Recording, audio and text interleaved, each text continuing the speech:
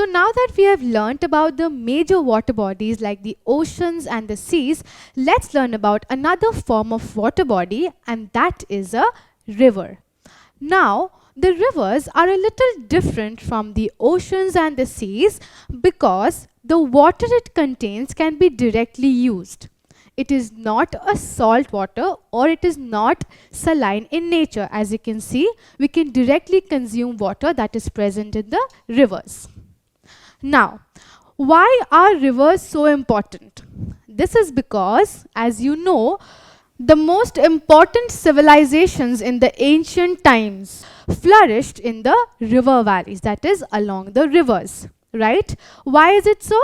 This is because rivers provide us with fertile lands, it provides us with abundant amount of water required for growing crops, right? So as you can see, major civilizations flourished along river valleys. And what are these? Just like the Egyptian civilization, River Nile. We have Mesopotamian civilizations in the Tigris and Euphrates Valley. We have the Harappan civilization in the Indus Valley, and we have the Chinese civilization in the Huanghe Valley. Another factor that was responsible for the establishment of these civilizations along rivers was that rivers played an important role in transportation, trading, and communication, making their life easier. So when we take a look at the world map, we see that these are some of the major rivers of the world. Let's name a few. So we can see that in North America, we have important rivers like Mississippi and Missouri, right? While in South America, we have Amazon and Parana. Similarly, in Africa, we have the River Nile. You must have heard about it. Then in Europe, we have Volga. Similarly, in Asia, we have many important rivers, just like Indus and Ganges in India and Yangtze in China. We also have Darling as an important river in Australia, right? So we are going to learn about a few in details.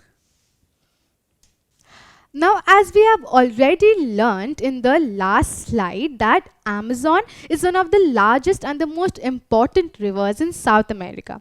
We must also know that Amazon River is the largest river by volume of water discharge in the world, right? Now, since it falls in the equatorial region, it receives rainfall almost every day, and that is why it supports a huge vegetation there, right? While talking about China, River Yangtze is an important river. It's the principal waterway and its basin is the country's great granary. As you can see here that it supports nearly 1/3 of the national population along this river, proving to be an important river in this country. So let's come to India.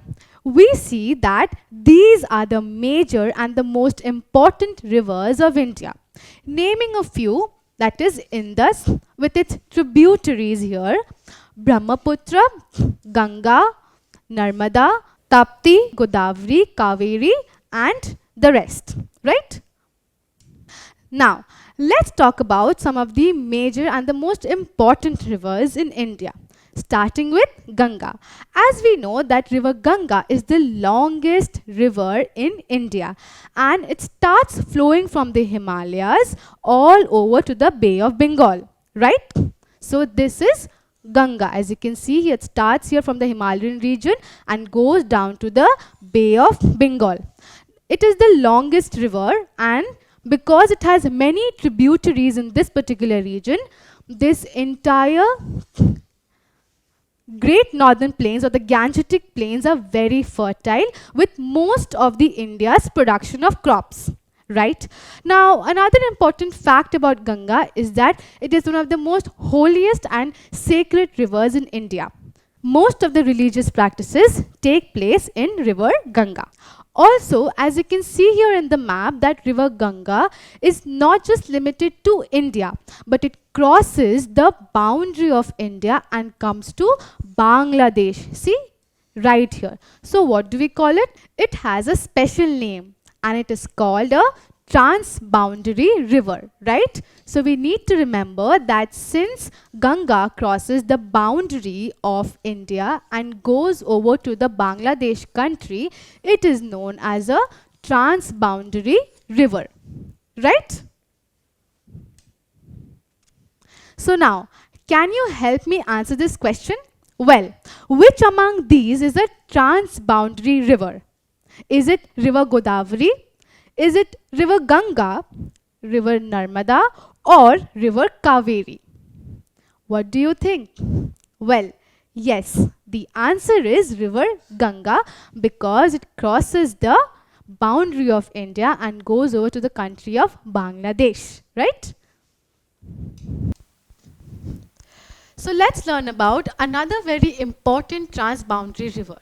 Yes, Indus, just like Ganga, is another transboundary river, which means that it crosses the boundary of India to enter Pakistan and finally joins the Arabian Sea. Also, you see that there are 5 tributaries of river Indus, them being Jhelum, Chenab, Ravi, Beas and Satluj. So when they join river Indus, they make river Indus more voluminous and much more wider in expanse when it flows through the Punjab province. Also, Indus, just like Ganga, is a very important river if you remember the Indus Valley civilization. Yes, the Indus Valley civilizations had also flourished along this river because of the fertile land, the fertile banks along this river, and many other such important resources. Let's learn about another important river of India, and that is river Godavari in the southern part of India. River Godavari is believed to be one of the most sacred rivers in India. Okay, it has many pilgrimage places on its bank. One of the most important pilgrimage place is temple Trimbakeshwar, that is a temple of Lord Shiva, right? Moving on to river Cauvery. Now river Cauvery, which also lies in the southern part of India, is an important source of drinking water and electricity for states like Karnataka and Tamil Nadu. Rivers are an important source of energy. Did you know that? And how are they so important source of energy? Let's see how. So basically, the dams hold back the river water. Okay, and when they allow to flow down, it helps to turn the turbine, which in turn turns the generator, and electricity is produced that moves up to the transformer, and then it is transmitted to various places to the transmission lines, right? So by this we know that the water of river is converted into an important energy, that is electricity. That is very important in our lives. Therefore, the energy of falling water, as you can see here, of rivers is used to generate hydroelectricity, right? Also, rivers are important source of food and drinking water for all. As you can see here that a lot of fishes has been drawn out from the rivers and will be distributed to various markets and places for consumption. Also, fishing in India is a major industry that employs nearly 14.5 million people. Therefore, it's a occupation, a major occupation for a large population in India.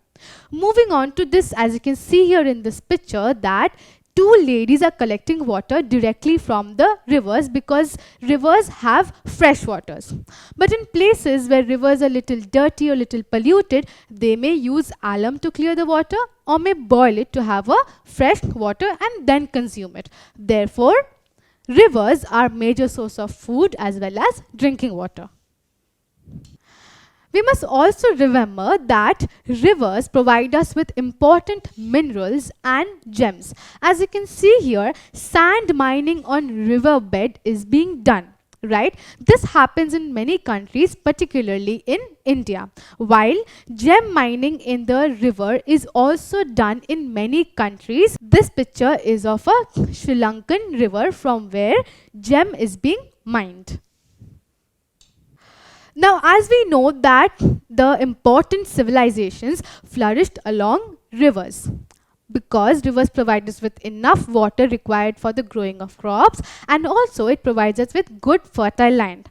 Therefore, we can say that rivers majorly contributes to the agriculture industry and help in irrigation, as you can see here. So basically, due to the introduction of irrigation, now the places that were far away from rivers and did not get enough rainfall or access to water, even those places have access to enough water, and thus the agriculture industry has prospered as a whole with the increase in the production of crops, right?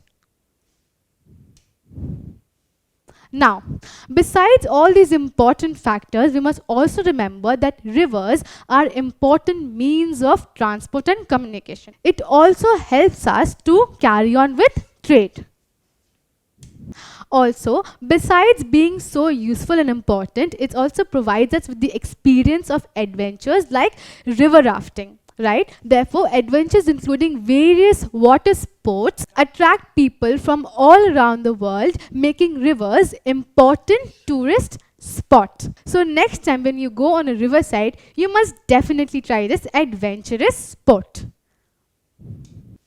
Therefore, today in this video, we have learnt about the importance of rivers, how they contribute to various aspects in our lives, just like it helps us in producing hydroelectricity. It provides us with drinking water.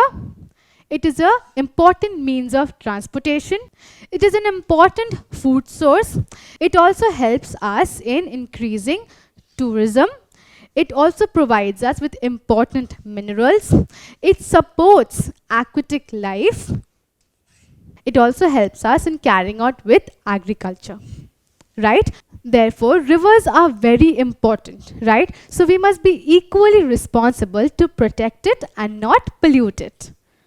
Don't forget to subscribe to our channel and hit the bell icon. You can also register for free at DeltaStep.com or download the DeltaStep app to learn one-to-one with our amazing teachers or to get access to all our 5,000 plus amazing videos as per your school syllabus. Master each topic with our adaptive practice technology. Get million plus questions with step-by-step solutions and unlimited mock test. Get all your doubts resolved instantly. Learn via games and win amazing prizes like PlayStations and iPads. So at DeltaStep, learning is not just fun and easy, it is rewarding too. So register for free now.